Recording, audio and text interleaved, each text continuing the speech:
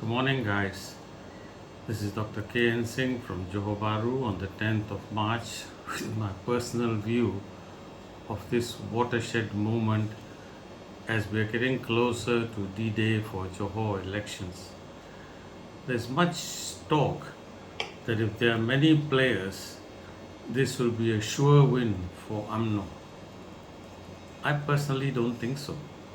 Let me explain how this old formula doesn't work. If we study the electorate of 100% voters, we will find that Barisan National has a solid base about 30%. You know, this 30% no matter what, they are the Barisan National core and they will vote for Barisan National, doesn't matter what they do. Right? There's another 40% that are undecided and really don't know who they want to vote for. And the rest of the 30% usually favor any opposition but can go either way. So Barisan National can persuade another 20% to vote for them, even by buying them, they will win. There are also people who believe that when there are so many parties, the vote would be diluted and Barisan National again would win. This frustrates the opposition camps and they just get fed up and do not want to come out and vote. This actually reduces the opposition vote for all those who do not come would have actually voted for the opposition. So if there is a low voter turnout, this favors the Barisan National, UMNO. So I would urge everybody to come out and vote as your vote counts, my friend. Right? Here we have two other parameters in play. This time the election was deliberately chosen by the BN in the hope to win in spite of the knowledge that the COVID-19 was peaking. And they had been warned that at this time in March there would be about 38,000 cases. And they deliberately picked to have the election now, hoping that many would get scared of the COVID and would not come out to vote, which would benefit Barisan National. They don't really care about the health of the riot, just their political gains and their seats, and for this reason alone, Johor should reject them for risking our lives. The next miscalculation that Barisan National has done is that they feel assured that 30% of their vote bank of the people who would vote for them in spite of corruption or whatever would be Barisan National. And recently in Pontian, the vice president of PAS in a charama called Najib and Zahidi to be jailed. But funny, PAS and UMNO were bedfellows once. Now we have two parties from the same BN stock, namely the UMNO, one headed by Najib indirectly, and Perikatan National headed by Moidin. They now have forgotten that this core 30% that was theirs together is now split. And in Johor, Moidin is local, commands more respect, and maybe get a bigger share of that 30%, which now might be either 15-15 or 20-10 or something like that, right? As I said earlier, 30% of people favor opposition, and sadly in Malacca, the opposition took in the frogs, which did not go well with the electorate, so they stayed away and only 60% came out to vote. In Johor, the Bangsa Johor is very proud of the state, and it will be hard for Barisan National and Perikatan National with fractured Malay votes to win.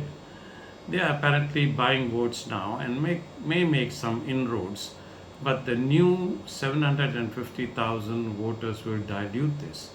And if everybody comes out to vote, things will definitely be different.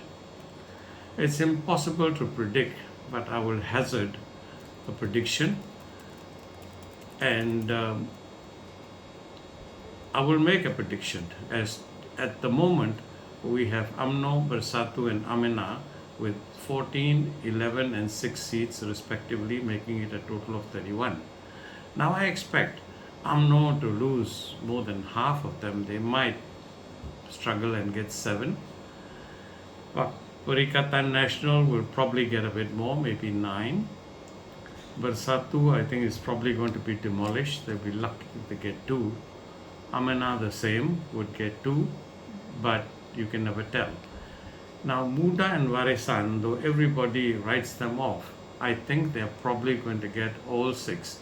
Not because they are good, not because they have tested, but because they are new faces.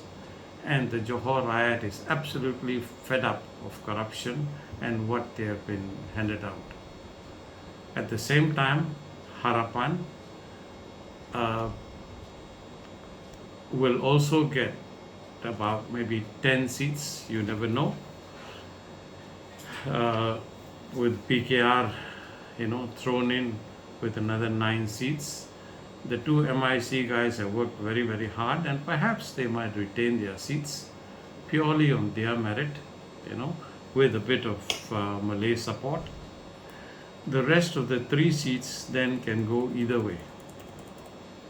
Okay, as you can see, UMNO and Perikatan Nasional have roughly 15% base support each, though I suspect Perikatan Nasional has a little higher. The 40% undecided votes can swing. Now they have the option of third force that they never had in Malacca. Johorians are angry at 2 counts. Number 1, the complete disregard of the government to their health concerns, as the elections are really not necessary. Second thing they're angry about is Najib is taking center stage with complete impunity when he actually should be in jail. They also have more choices now than they had in Malacca, with a third force that are willing, and they are willing to give these untainted parties like Warisan and Muda a chance. And I hope they will do, because they will prove themselves. They will also give PKR and Harapan a chance to correct their mistakes, because the government was snatched from them unfairly. Though I don't think, they will forget the MOU that was signed unnecessarily.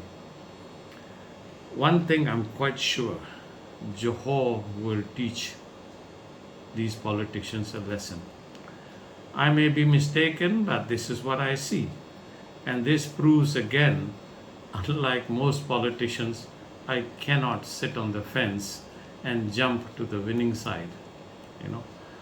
Once these elections are sorted, there will be an urgency to get Najib sorted out, as he has proven a liability, not only to UMNO, but to the whole country.